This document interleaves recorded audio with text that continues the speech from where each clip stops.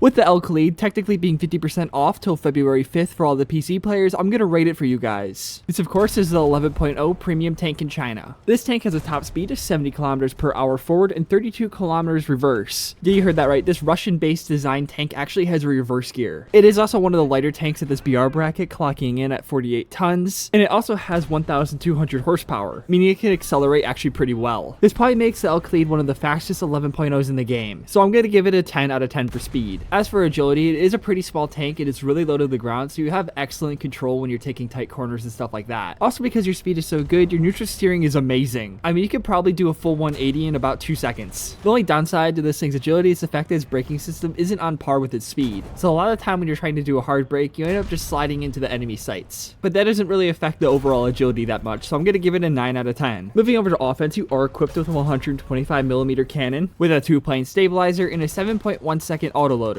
You do get access to APFSDS with 577mm of pen, and an HE and an HEVT proxy round with over 5 kilograms of explosive equivalency. If you just take a look at the shells that you're firing for 11.0, that's absolutely amazing. The only major downside, and it hurts this vehicle a lot, is the fact that its reload is stuck at 7.1 seconds. Almost every tank in this BR bracket will outload you. In addition to all that, you do get a 50 cal and a 7.62. Notably, the 50 cal actually has some ammunition in it, so you don't run out in like 2 seconds. I would give this thing a really good offensive rating, but that 7.1 second reload is just so painful. So I'm going to give it a 7 out of 10 for offense. As for defense, this thing actually gets pretty good armor for how light and speedy it is. It also gets FY2 ERA. This ERA has kinetic energy munition protection up to 120mm and chemical energy munition protection up to 450mm. So you could probably assume if they hit the ERA, you're mostly protected, and that would be kind of true, especially for the chemical rounds. So that includes HE and heat. But just like the Taco Bell bean burritos, any APFSDS is going to go right through you. The only time the Al-Khalid's armor actually holds up, it's against autocannons. And even then, if they're on your side, it's pretty much over for you. So for defense, I'm going to give it a 5 out of 10. As for survivability, it basically has none. There's no spall liners or anything, and all of your crew is kind of situated in the same area. And since they do have a Russian autoloader, it is a centralized ammo rack in between all of your crew members. Not to mention, the lower front plate is flanked by 2 fuel tanks. But due to such little armor on this thing compared to other MBTs in the BR bracket, if you get penned in the turret, a lot of the time you'll survive with just one less crew. But still, these tanks are so compact that even if you get penned, you're going to be crit one way or another and going to lose something vital. So I'm going to give this thing a 3 out of 10 for survivability. Moving over to flexibility, the Khalid does get access to an HEVT round with 5 kilograms of explosive mass and a max speed of 850 meters per second. These rounds are extremely useful for taking out aircraft that are kind of being annoying and not paying attention to you, but it is a slower round and you don't have enough elevation to actually make it worthwhile to take a bunch of them. But still, it provides some flexibility to this vehicle. And of course, you do get access to the 50 cal, which is better for closer range engagements. Although this tank's role is more of like a light tank than any type of MBT. For the most part, you'll be flanking and kind of sniping, but you can't really go head on to the enemies because you don't have the survivability or armor for that. So I'm going to give it a 6 out of 10 for flexibility. As for its features, you basically get everything for an 11.0 tank. You get generation 2 thermals on all of your sights, a 7.1 second autoloader, and an entrenching tool. Features wise, there's nothing really that makes it stand out, although that's not saying it's bad at all. It's actually pretty good with generation 2 thermals. Therefore, I'm going to give it a 7 out of 10 for features. As for difficulty, the Al-Khalid is in a very interesting position. You are placed at 11.0, meaning you could be down tiered all the way down to 10.0, but you could be up tiered all the way into 12.0. So you have to be able to play as an MBT and as a light tank, because if you're down tiered, you can go full into the enemy, but if you're up tiered, good luck surviving even a single shot. You also have to know how to play around the 7.1 second reload when everyone reloads faster than you. Although you do have the upper hand in the majority of fights just using your speed and agility to outmaneuver them. But that of course takes a lot of trigger discipline and a lot of map knowledge to pull it off correctly. So 1 being the hardest and 10 being the easiest, I'm going to give the Al-Khalid a rating of a 5. As for the fun value, it's extremely fun to use when you're zipping around the map just pulling off flanks like a madman. But that's extremely variable because if you're up tiered, you can't survive a single round as stated before. In addition to that, if you're pulling off a flank too hard, you're going to get quickly surrounded, and because your reload is 7.1 seconds long, you're going to get quickly overwhelmed like you see in the clip playing right now. And in these situations, the fun turns into just stress. But when you get down tier to 10.0, this thing gets extremely fun because you could survive basically anything and you could one-tap basically anything. So for its fun value, I'm going to give it a 6 out of 10, purely because it's really reliant on the BR you're placed within. Moving over to its worth value, it is an 11.0 premium tank, and it has the ability to grind out the entire Chinese tech tree. In addition to that, it is an overall pretty decent tank to pick up if it were to be on sale like right now, especially because it's 50% off until February 5th for all PC players. So for its worth value, I'm going to give it an 8 out of 10, and that gives it an overall score of 66 out of 100, which gives it a low B rating. Overall, this is actually a pretty good pickup right now if you wanted to grind out the Chinese tank tech tree at any point in time.